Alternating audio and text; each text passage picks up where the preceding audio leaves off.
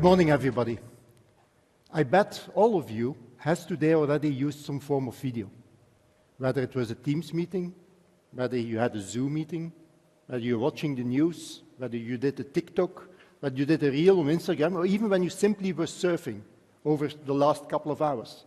Even when you're surfing, you're seeing some video feeds, which are basically having an advertisement. Now, what I have been asked quite often over the last couple of years, actually I should say over the last couple of decades, is, well, you guys in broadband, you keep on increasing the bandwidth. What is going to be used for? What is really the need for that bandwidth? And frankly speaking, sometimes the answer is just in front of us. Frankly speaking, if you look at the amount of video that we are generating on a daily basis, it's enormous. We are uploading videos, we are downloading videos, we are streaming videos. It's basically on a continuous basis. And it's not just standard videos, it's high-definition videos, it's 8K TV videos. So the resolution is increasing as well. So hence, the bandwidth is increasing on the video. What you also see is that everything is basically turning into a video. You start to use video, yes, for entertainment, that's the standard thing, but you look at augmented reality, you look at virtual reality, you look at work, you look at schools, education, you look at home security. So basically everything is turning into a video, and all of this is being preserved in the internet and needs to be streamed over a network. Think about it. Let me give you a couple of examples. What do you think is the most popular cookbook? Now, you can come with a name of a famous chef, but it's wrong. It's YouTube. That's where people go to. When I need to assemble something or I need to do some chores at work, the way I learn is not going towards some sort of funky manual. I basically go and watch the video. So it is very clear that video is increasing in a significant way. Now, there's another element which is happening nowadays. We, as human beings, have become less patient than before. So on one hand, we have that massive data which is out there, which needs to get to my PC, tablet, smartphone, whatever it is, and at the same time, I don't have any patience anymore to wait for that data. And it's that combination of the two which is basically driving the need for speed. So, welcome to the multi-gigabit world.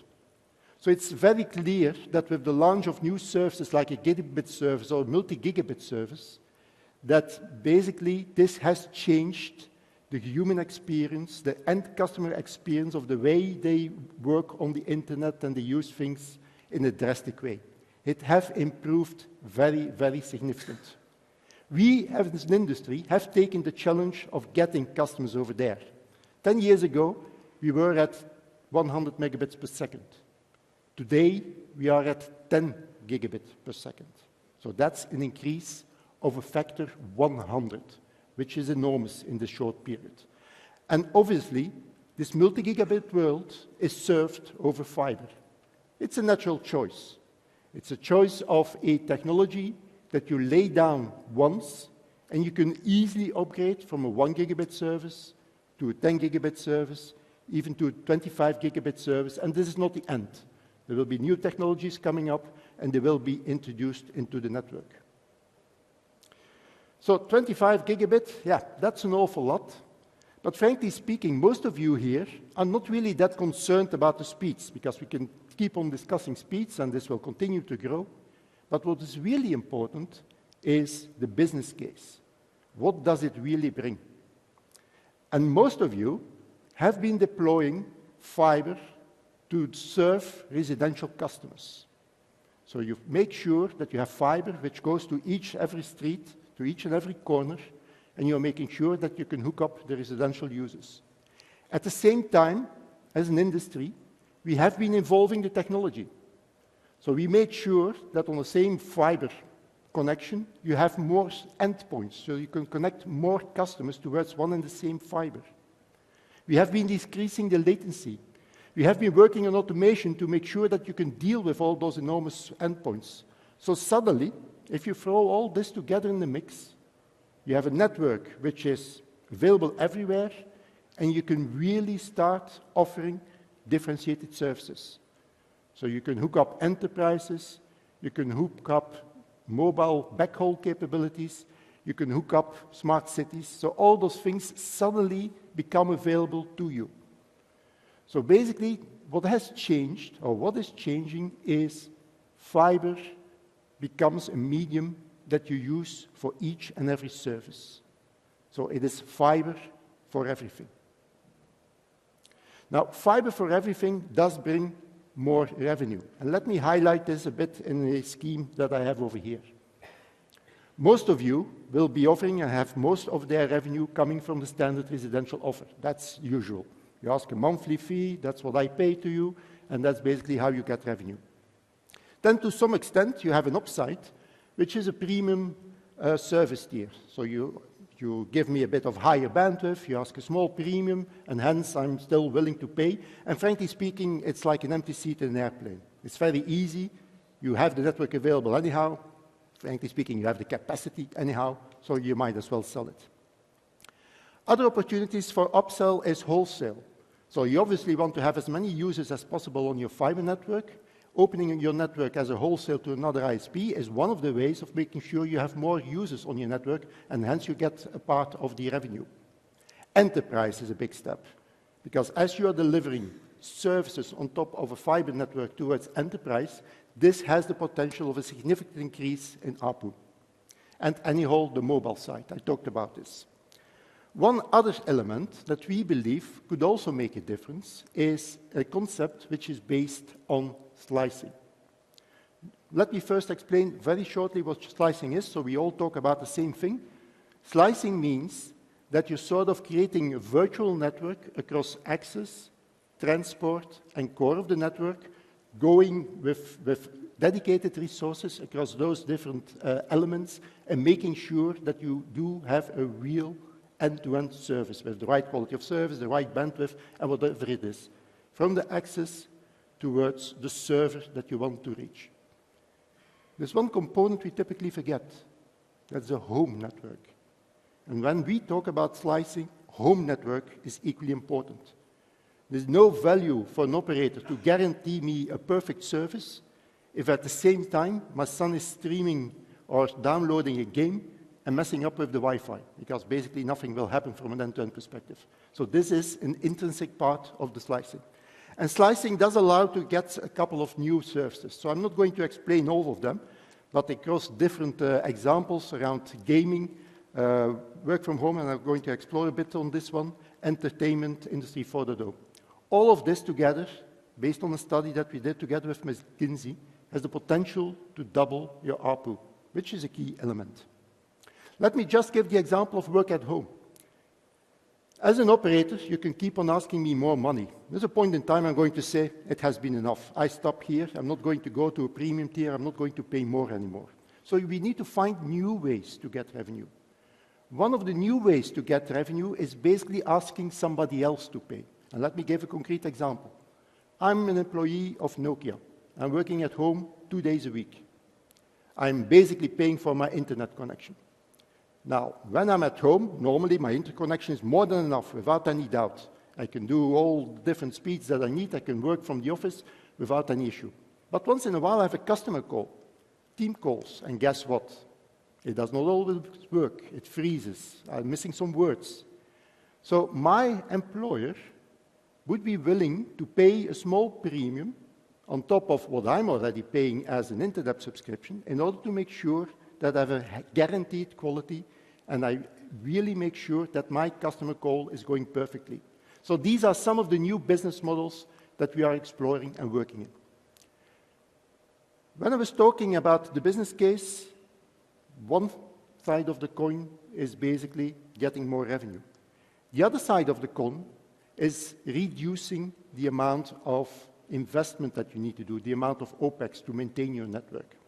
And in the past, we did a lot of the stuff manually. So we were scripting things and we were moving things forward that way. What we are and where we are today is we are today in a fully automated network. So from a service creation perspective, you sort of create an intent, and an intent makes sure that from a high-level business perspective, you are pushing this down to the network, it's being secured, it's being made sure that everything is running, and you are correcting in case it's possible. And there's something new coming up. It also was said in the previous speech, AI/ML. This is coming up. If you add AI/ML into the equation, this has the promise to move from automated networks to fully autonomous networks. So this is the nirvana. We are not there yet, but this is definitely the trend and the direction we are moving into. What does automation bring? If you think about automation, what it can bring is obviously a reduction of the OpEx. The other thing is it could increase the performance of your network. Or it will allow you to define and instantiate new services much faster than you did before. It basically eliminates some of the human errors that can happen when you are provisioning a network. So just to give you a couple of examples of what automation can bring is, if you're installing a new node, and this is done in an automated manner, you're basically reducing the provisioning time with 50%. So that's a sizable reduction. If you introduce a new release, there's the potential to reduce the OSS integration effort with 90%. And zooming in on the Wi-Fi, if you have a Wi-Fi mesh network and you're reading out all the different parameters, you correlate them and you put some algorithm on top of this, you have the potential to optimize your performance with 70%. So these are real numbers. So there's a clear benefit that you can get from automation. Now, we talked about benefits for the end customer. We talked about the business case, but obviously we also have a liability towards the planet. And if you think about fiber, fiber is the greenest technology out there. If you look at it from a fixed access perspective, it is a factor 6 to 10 more efficient, power efficient than any other technology. And it's even more when you talk about the wireless technology. So that's a very significant saving. On top of that, the services that we are delivering through fiber broadband are services which are basically helping to reduce the CO2 footprint. So it's about optimization in a factory. It's about making sure that you don't need to travel all the time, but some of the trips are no longer relevant and you replace it by a Zoom call. So we are contributing in a very significant way into the sustainability of the planet. And I think as an industry, we should be very proud of it.